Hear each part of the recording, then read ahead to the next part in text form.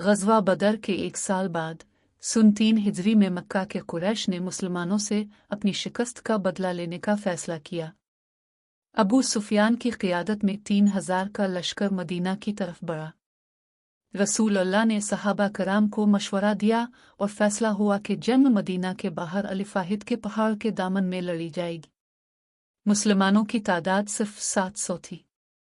रसूलुल्लाह ने 50 माहिर तीर अंदाजों को पहाड़ के एक दर्रे पर मुकर्रर किया और हुक्म दिया, तुम अपनी जगह से न हटना, चाहे हमें फतह हो या शिकस्त। जंग शुरू हुई। मुसलमानों ने ईमान और हौसले से दुश्मन पर हमला किया और कुरैश पसपा होने लगे।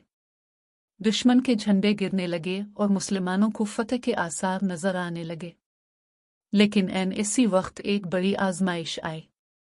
दर्रे पर मौजूद कुछ तीर अंदाजों ने ये सोचकर अपनी जगह छोड़ दी कि जंग खत्म हो गई है और माल गनीमत इकट्ठा करने लगे। यही वो लम्हा था जब दुश्मन ने अचानक पीछे से हमला किया। मुसलमानों की सफ़ें बखर गईं और सूरत हाल पलट गई। इस जंग में 70 सहाबा कराम शहीद हुए, जिनमें रसूल अल्लाह के चचा हज़रत हमज़ा भी शामिल थे।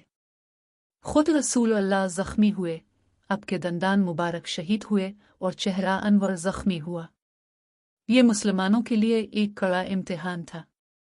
अल्लाह ताला ने कुरान में फरमाया, और हम तुम्हें खौफ, भूख और मालो जान के नुकसान से आजमाएंगे और सब्र करने वालों को खुशखबरी है। अल-बकरा 155।